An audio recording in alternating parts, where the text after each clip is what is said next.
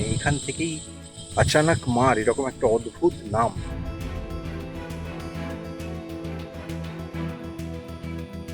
বাঘ আর লেপার্ডদের ফেভারিট, তারা জল খেতে আসে।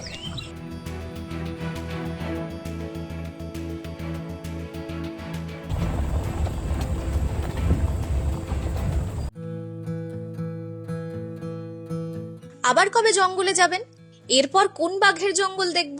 গত ক মাসে বারবার এইসব প্রশ্ন পেয়েছি তোমাদের থেকে, তাই ঠিক করলাম মে মাসের ভরা গরমেই আবার একটা টাইগার ট্রেলে বেরোবো। কিন্তু কোন জঙ্গল? রিসার্চ করতে করতেই কেটে গেল কয়েক মাস। ঠিক করলাম এবার এমন এক জঙ্গলে যাব যা ইউটিউবে বাংলায় আগে কেউ দেখায়নি। আর তখনই মনে হলো ছত্তিশগড়ে হানা দিলে কেমন হয়। এমন এক বাঘের জঙ্গলে যার নামেই চমক, আচানকমার টাইগার রিজার্ভ। কেমন সেই জঙ্গল? কি কি দেখা যায় সেখানে? সাফারির খরচ কত? কিভাবে বুক করবে? সব উত্তর নিয়ে এসেছি এই পর্বে। হ্যালো বন্ধুরা, ভিডিওটা কিন্তু স্কিপ না করে পুরোটা দেখতে ভুলো না। শনি রবিবার ছাড়া জঙ্গলে খুব একটা গাড়ি ঢোকে না। আজকে তো এখনো কোনো গাড়ি যায়নি, তো দেখা যাক। সোমবারের সাফারিতে এটা একটা সুবিধে, একটু শান্ত থাকার কথা জঙ্গলে।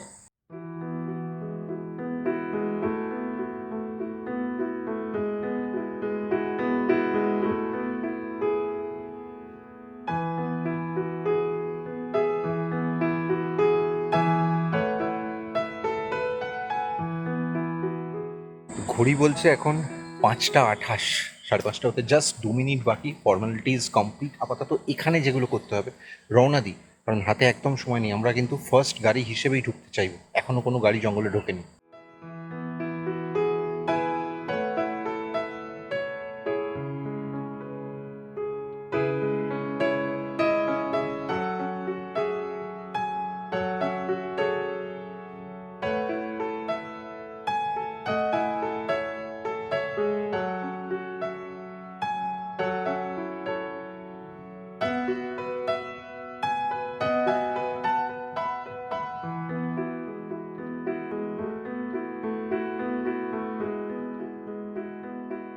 বেসিক্যালি গাড়ির রেজিস্ট্রেশনটা আলাদা, আর যারা ঢুকছেন তাদের পরিচয়পত্র এবং তাদের রেজিস্ট্রেশনও করা হয়েছে, যেটা অনলাইনে যে তথ্যগুলো দেওয়া আছে সেগুলোর সঙ্গে ওরা মিলিয়ে নেন অফলাইনে সমস্ত পরিচয়পত্র এবং ডকুমেন্টস চেক করে। আর এখান থেকে এই যে দেখতে পাচ্ছ, আমি দেখো তোমাদের দেখিয়ে দিচ্ছি, এই যে সামনে বার ফেলা রয়েছে, এখান থেকে এখন এই রাস্তা ধরে আমাদের আরও 12 কিলোমিটার যেতে হবে। 12 কিলোমিটার গেলে হচ্ছে ফরেস্টের সেই জায়গাটা যেখান থেকে সমস্ত জিপসি বা গাড়িগুলো অ্যালট হয়, যেগুলো জঙ্গলের ভেতরে যায়, কোর এরিয়ায় যায়। আর তখন কিন্তু আমাদের গাড়িটা ওখানেই পার্কিং হবে।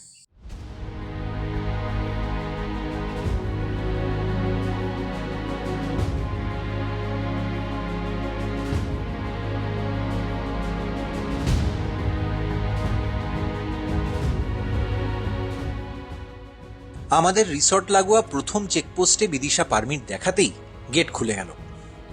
জঙ্গলে ঢুকে পড়লাম আমরা। এ পথে আরো কয়েকটা চেকপোস্ট পেরোতে হবে। ক্যালেন্ডার অনুযায়ী আজ 6ই মে 2024। আগের পর্বেই তোমাদের দেখিয়েছি শিবতরাই রিসর্ট আর আমাদের এখানে আসার জার্নি। যদি এই চ্যানেলে নতুন হও বা পর্বটা কোনোভাবে মিস করে গিয়ে থাকো, লিঙ্কটা এই ভিডিওর ডেসক্রিপশনেই দিয়ে রাখলাম, পরে অবশ্যই দেখে নিও। অ্যাকচুয়ালি এই যে রাস্তাটা পুরো জঙ্গলের ভেতর দিয়ে, এই রাস্তাটা এখন শুধু বন দপ্তরের অনুমতি ছাড়া অ্যাক্সেস করা যায় না। চেকপোস্টগুলো পেরিয়ে পেরিয়েই আসতে হয়। 1 বছর আগে পর্যন্ত এই রাস্তাটা আচানকমার থেকে অমরকন্টক যাওয়ারও রুট ছিল। মানে তখন চেকপোস্টে পারমিশন দেখিয়ে এমনি গাড়ি যারা জঙ্গল সাফারি করবে না, তারাও কিন্তু এদিক থেকেই অমরকন্টক যেতে পারত। ছত্তিশগড়ের এই জঙ্গল প্রকৃতিগতভাবে মধ্যপ্রদেশের বাঘের জঙ্গলগুলোর মতোই, মূলত শালের জঙ্গল, তাই সারা বছরই সুন্দর। তবে জুন থেকে অক্টোবর এখানে সাফারি বন্ধ থাকে। বর্ষার পর জঙ্গল দেখতে আরো সবুজ হয়। তবে টাইগার সাইটিং এর জন্য সেরা সময় এপ্রিল মে মাসের এই সময়টাই। সকাল বিকেল এক একটা সাফারি হয় 3 ঘন্টার।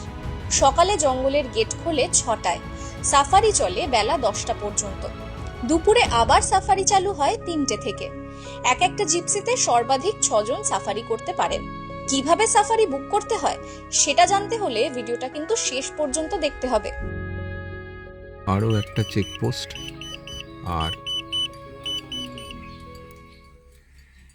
এরপরেই কিন্তু জঙ্গলের কোর অংশ শুরু হচ্ছে। এখানেই লাস্ট একটু জনবসতি আছে। ওইটাই জঙ্গল সাফারির গেট। আমি দেখানোর চেষ্টা করছি তোমাদের, আরও যতটা ক্লোজে যাওয়া যায়।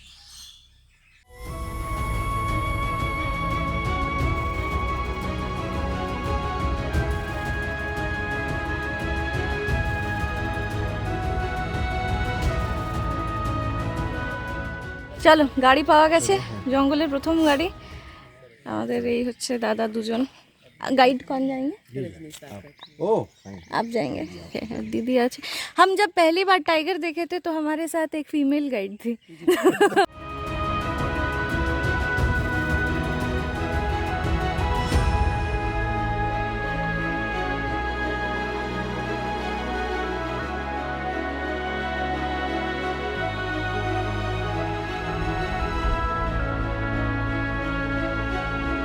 এটাই লাস্ট পোস্ট।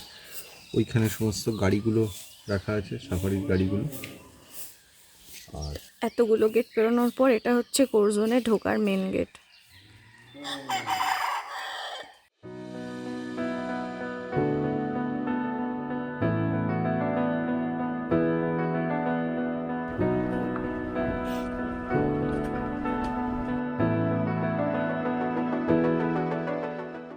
ये कोर एरिया अपने 626 वर्ग किलोमीटर में फैला है ये, और बफर है 287, दोनों करके वही 914 कुछ है।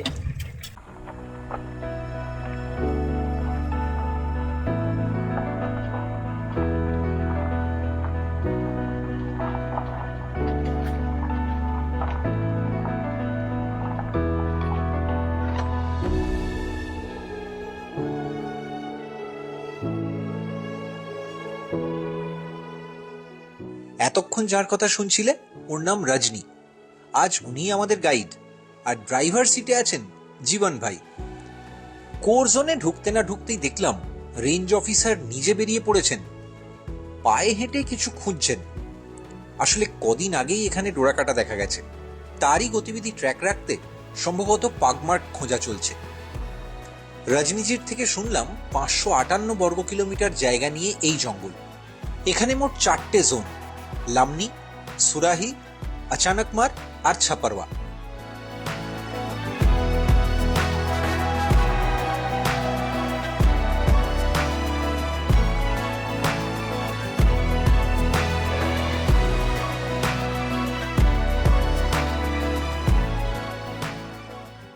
এই জায়গাটার নাম হচ্ছে সাটা পানি। এখানে জায়গায় জায়গায় এরকম ন্যাচারাল ওয়াটার বডি আছে। 12 महीने पानी रहते हैं सर यहाँ। এই জায়গাটা খুব নাকি এখানে বাঘ আর লেপার্ডদের ফেভারিট, তারা জল খেতে আসে।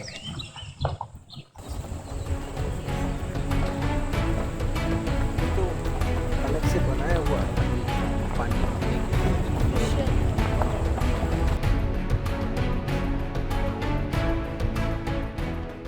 সাটা পানি পেরিয়ে কিছুটা এগোতেই চোখে পড়ল বুনো শুয়োরের একটা পরিবার। এমনিতে শান্ত, তবে খেপে গেলে রক্ষে নেই।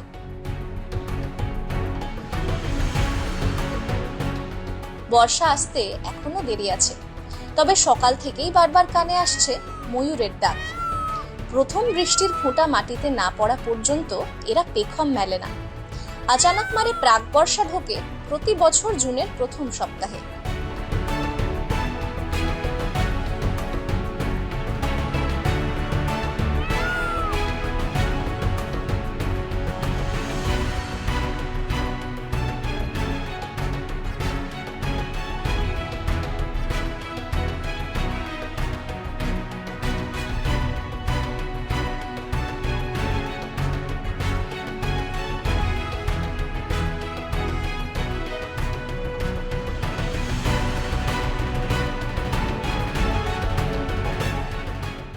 এখানে আচানক মারেও কিন্তু বেশ কিছু ন্যাচারাল ওয়াটার বডি আছে, যেগুলোর সামনে অবশ্যই জল খেতে বিভিন্ন প্রাণী আসে। তো সেরকমই একটা জায়গায় আমরা এখন দাঁড়িয়ে আছি, এটার নাম সারাইপানি।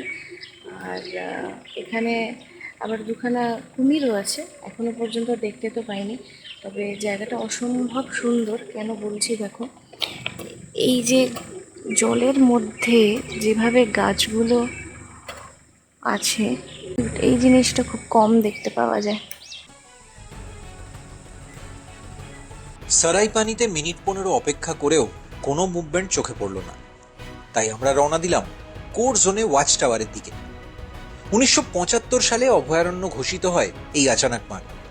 পরে ছত্তিশগড় আলাদা রাজ্য হওয়ার পর এই জঙ্গলের কিছুটা অংশ পড়ে ছত্তিশগড়ের মুঙ্গেলি জেলায়, বাকিটা মধ্যপ্রদেশের অনুপপুর আর ডিন্ডোরি জেলায়।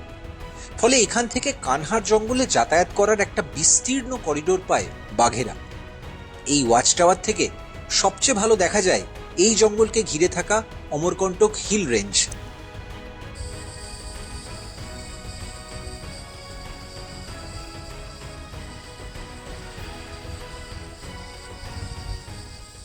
ঠিক এই মুহূর্তে আমরা যেখানটা আছি, এটা হচ্ছে আচানাকমার টাইগার রিজার্ভের বলতে পারো সবচেয়ে উঁচু ওয়াচ টাওয়ার।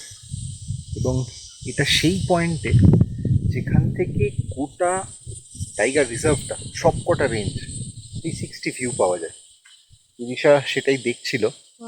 ওই পাশে এখনো আমি তোমাদের দেখানোর চেষ্টা করছি ক্যামেরা ঘুরিয়ে, দূরে ওই যে দেখা যাচ্ছে পুরো, দেখো এখনো পর্যন্ত যে পাহাড় বা টিলাগুলো রয়েছে ভেতরে, তাতে কিন্তু মেঘ জমে রয়েছে বেশ কিছু অংশে, আর হেজ রয়েছে। যদিও এখন বাজে হচ্ছে 7:30 সকালে। তো জঙ্গল আশ্চর্য রকম শান্ত।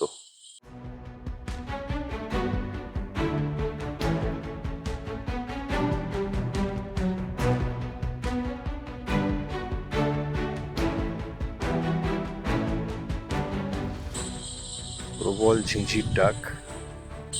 জানি না বছর এই সময়টা বলে কি না, এত রকম টেক্সচার এখন কালারে ক্যামেরায় যেন দেখে মানে মনে হচ্ছে কত রকম রং একসঙ্গে খেলছে। খুব সুন্দর এই জঙ্গলটা। চলো তোমাদের একটু ওদিকটা দেখাই। এদিকটা আরো বেটার হয়তো তোমরা দেখতে পাবে, যেহেতু সূর্যের আলোটা পড়ছে। ওই পাশ থেকে শুরু হয়েছে রেঞ্জটা। এখানে টোটাল 4টে রেঞ্জ আছে, তার মধ্যে আচানাকমার, ছাপাড়ওয়া এগুলো খুব ফেমাস রেঞ্জ। আর আমরা জানি না কোন দিকে কোন রেঞ্জটা, তবে খুব পিকচারেস্ক, এটা নিঃসন্দেহে বলা যায়।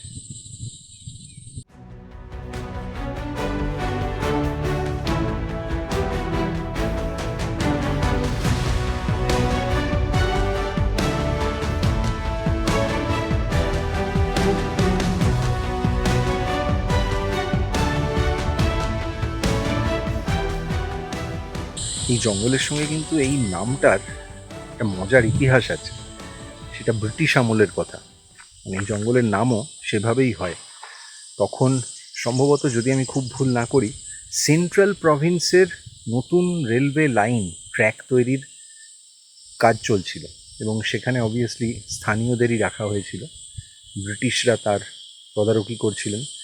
তো এই রকম সময় এই লাইন পাতার কাজ যখন চলছে, তখন জঙ্গলের মধ্যে দিয়ে রেল লাইন যাবে, সেখানে বাঘ হামলা করে এবং কোনো একজন শ্রমিক প্রাণ হারান। এবং তারপর সেই ব্রিটিশ অফিসার যিনি ওইখানে ওই রিজিয়নে দায়িত্বপ্রাপ্ত ছিলেন, তাকে শ্রমিকরা এসে জানায়, সাহাব আচানক মার হো গেয়া।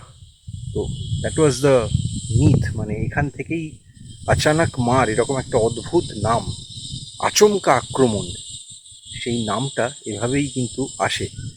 এবং এই জঙ্গলটার একটা বিরাট বড় বৈশিষ্ট্য হচ্ছে, ভারতবর্ষের যে জঙ্গলগুলোতে ব্ল্যাক প্যান্থার দেখা যায়, মধ্যপ্রদেশে কানহা আছে তার মধ্যে, এবং মধ্যপ্রদেশের জঙ্গলের ওই ব্ল্যাক প্যান্থারের অনুষঙ্গ কিন্তু রাডিয়ার্ড কিপলিংয়ের মোগলিতেও ছিল। আমরা বাগিরার কথা জানি। সেই ব্ল্যাক প্যান্থার কিন্তু এই আচানক মারেও মাঝে মাঝে সাইট হয়। খুব দুর্লভ বলতে পারো, মানে পাওয়াটা খুব দুষ্প্রাপ্য উপায়, কিন্তু আছে।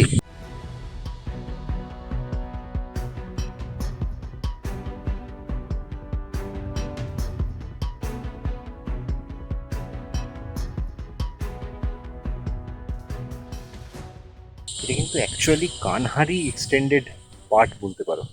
কানহার জঙ্গল থেকে পরে আলাদা করে দেওয়া হয়, আলাদা টাইগার রিজার্ভ করে দেওয়া হয়। প্রচুর গল্প।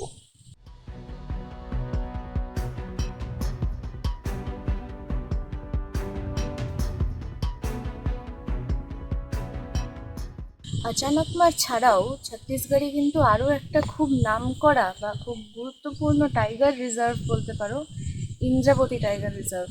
কিন্তু দুঃখের বিষয়, সেই জঙ্গলে এখন যাওয়া বা সাফারি করা দুটোই বন্ধ। তার কারণ পুরো এলাকাটাই মাও প্রভাবিত। কাজেই জানি না কোনোদিন ওটা তোমাদের সামনে তুলে ধরতে পারবো কিনা।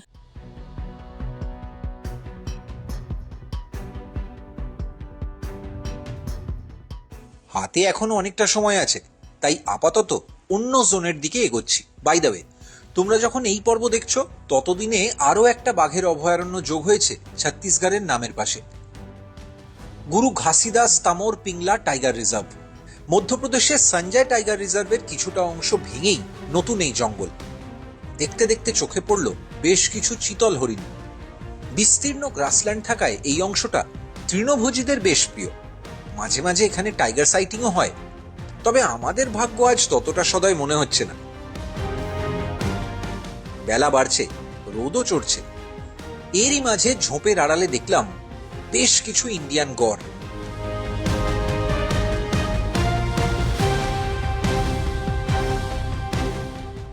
এখন আমরা এগোচ্ছি জলদা জোনের দিকে। আমরা একটা নতুন জোনে ঢুকলাম, এই জোনটার নাম জলদা। লাস্ট টাইগার সাইটিং হয়েছিল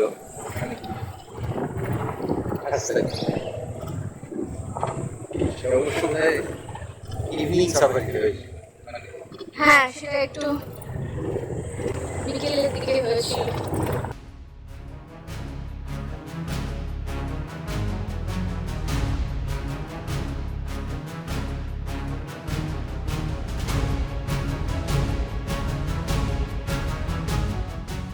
আজ আমাদের সঙ্গে গাইড আর ড্রাইভার যারা আছেন দুজনেই স্থানীয়।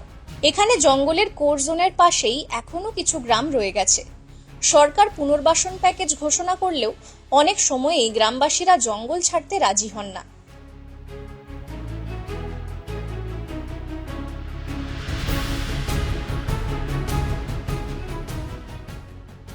এরকমই একটা গ্রাম এই পিন্দাওয়াল। ড্রাইভার জীবন জানালো, অতীতে এখানেও বাঘের হানায় মারা গেছেন বেশ কিছু গ্রামবাসী। শেষ গণনায় এই জঙ্গলে 17টা বাঘের সন্ধান পাওয়া গিয়েছিল, সঙ্গে আরো কিছু শাবক। বাঘের সংখ্যা বাড়াতে কিছুদিনের মধ্যেই খালি করে দেওয়া হবে এই গ্রাম। দেখতে দেখতে সাফারির সময় ফুরিয়ে এলো। আমরা এখন ফিরতি পথে। এবার বলি, তোমরা যারা এখানে আসবে তারা সাফারি কিভাবে বুক করবে? এখানে সাফারি বুকিং হয় অনলাইনে, ছত্তিশগড় বন দফতরের নিজস্ব ওয়েবসাইট থেকে। তোমাদের সুবিধের জন্য লিংক ভিডিওর ডেসক্রিপশনে দিয়ে দিলাম।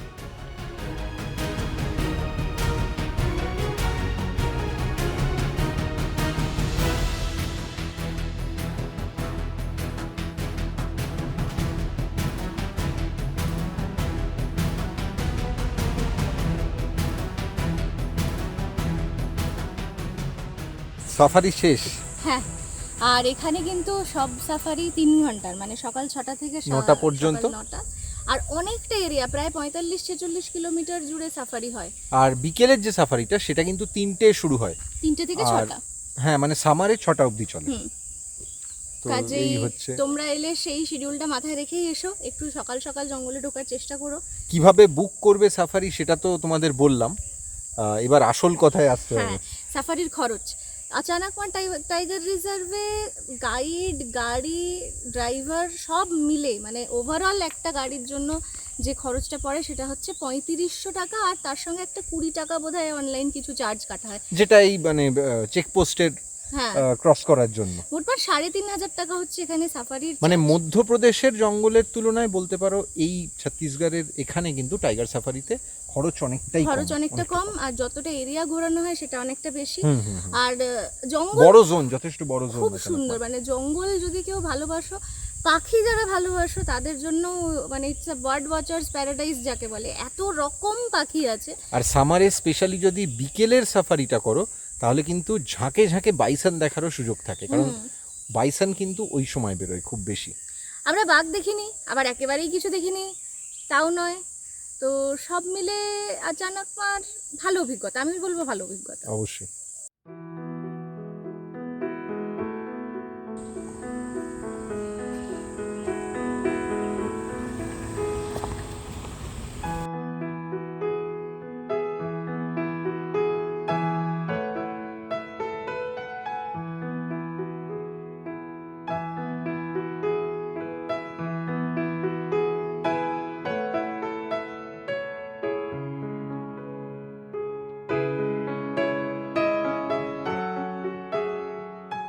জিমনিতে রিসর্টে ফেরার পথে সেদিন একটাই কথা মনে হচ্ছিল, প্রথমবার আচানকমার এসে ছত্তিশগড়কে যত সুন্দর দেখলাম তাতে ঘাসিদাস অভয়ারণ্য দেখার ইচ্ছেটাও আরো বেড়ে গেল। রিসর্টে ফিরে সেদিনই আমরা আবার রওনা দিয়েছিলাম অন্য ডেস্টিনেশনের উদ্দেশ্যে। সেই গল্প নিয়ে ফিরবো পরের পর্বে। তার আগে বলো, এই পর্বটা তোমাদের কেমন লাগলো? কমেন্টে লিখো। ভালো লাগলে ভিডিওটা শেয়ার করো। তোমরা যারা জঙ্গল ভালোবাসো, আমরা কিন্তু তোমাদের জন্য আরো জঙ্গল সাফারি নিয়ে আসবো। এই চ্যানেলে নতুন হলে সাবস্ক্রাইব করে নিও।